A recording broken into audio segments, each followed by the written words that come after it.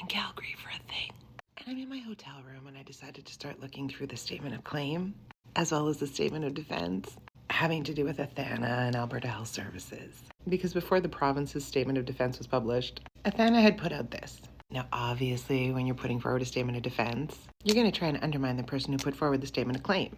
And Athana got in front of it, talking about how the Minister of Health and the Premier had talked about her in not a good light, both to the media and in the ledge. Now, the only people who really know the truth at this point are Athana, the Minister of Health, and some other people. But Athana's last statement was really impactful.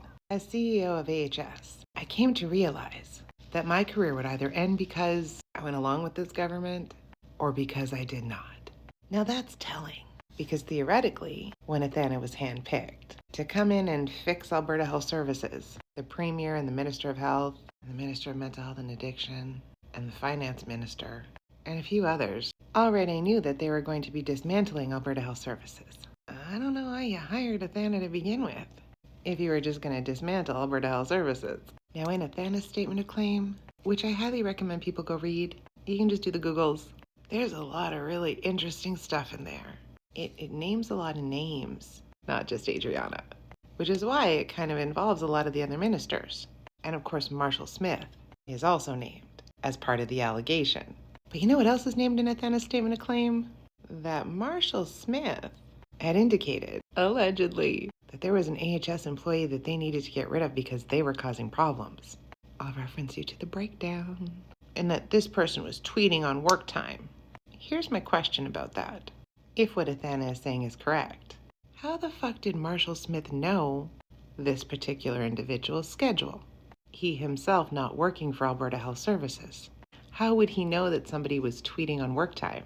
And it's really coincidental that they wanted to get rid of this person in light of a lot of the things that this person was bringing to light for the rest of us. And Tylenol. And some other shenanigans. Allegedly. But when you look at the statement of defense, all it focuses on was that Athana was not doing her job.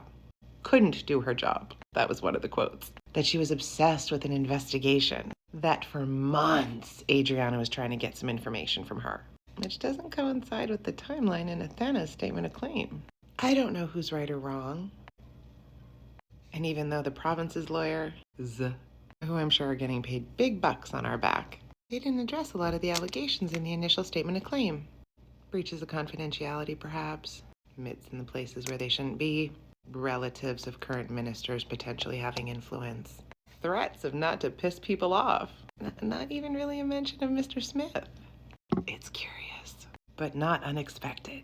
Now, if right now, reading what I'd read, if I had to choose who I believed, because I get that the province's lawyers are trying to make it out like it's a money grab. She's trying to get paid for the extent of her contract.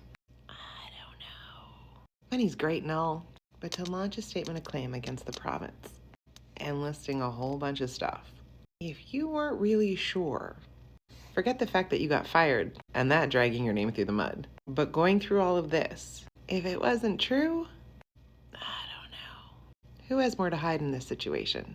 Ding, ding, ding. Dirty Danielle and her minstrel of minions.